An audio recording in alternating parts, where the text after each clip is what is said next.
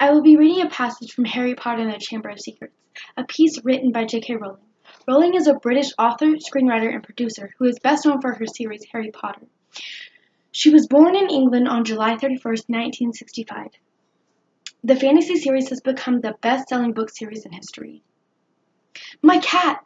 My cat! What's happened to Mrs. Norris?" he shrieked, and his popping eyes fell on Harry. "You!" he screeched. You've murdered my cat! You've killed her! I'll kill you! Argus!" Dumbledore had arrived on the scene, followed by a number of other teachers. In seconds, he had swept past Harry, Ron, and Hermione, and detached Mrs. Norris from the torch bracket. "Come with me, Argus," he said to Filch. "You too, Mr. Potter, Mr. Weasley, Miss Granger." Lockhart stepped forward eagerly. "My office is nearest, Headmaster, just upstairs. Please feel free." "Thank you, Gilderoy," said Dumbledore. The silent crowd had parted to let them pass. Lockhart, looking excited and important, hurried after Dumbledore. So did Professors McGonagall and Snape. As they entered Lockhart's darkened office, there was a flurry of movement across the walls. Harry saw several of the Lockharts and the Pitchers dodging out of sight, their hairs in rollers. The real Lockhart lit the candles on his desk and stood back. Dumbledore laid Mrs. Norris on the polished surface and began to examine her.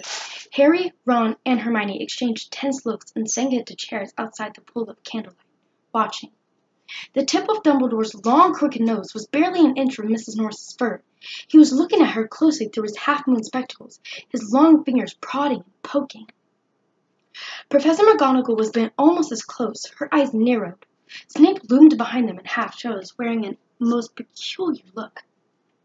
It was as though he was trying hard not to smile, and Lockhart was hovering around them, making suggestions. "It was definitely a curse that killed her, probably the transmogrifian torture. I've seen it used many times. So unlucky I wasn't there. I know the very counter curse that would have saved her." Lockhart's comments were punctuated by Filch's dry, racking sobs. He was slumped in a chair by the desk, unable to look at Mrs. Norris, his face in his hands. Much as he detested Filch, Harry couldn't help but feeling a bit sorry for him, though not as nearly as sorry as he felt for himself. If Dumbledore believed Filch, he would have been expelled for sure. Dumbledore was now muttering strange words under his breath and tapping Mrs. Norris with his wand, but nothing happened. She continued to look as though she had been recently stuffed. "I remember something very similar happening in Guadalupe," said Lockhart. "A series of attacks. The full story in my autobiography. I was able to provide the townsfolk with various amulets which cleared the matter up in minutes." The photographs of Lockhart on the walls were all nodding in agreement as he talked. One of them had forgotten to remove his hairnet. At last Dumbledore straightened up. "She's not dead, Argus," he said softly. Lockhart stopped abruptly in the middle of counting the numbers of murders he had prevented. "Not dead?" choked Filch, looking through his fingers at Mrs. Norris. "But why? She's all stuffed and frozen." "She has been petrified," said Dumbledore.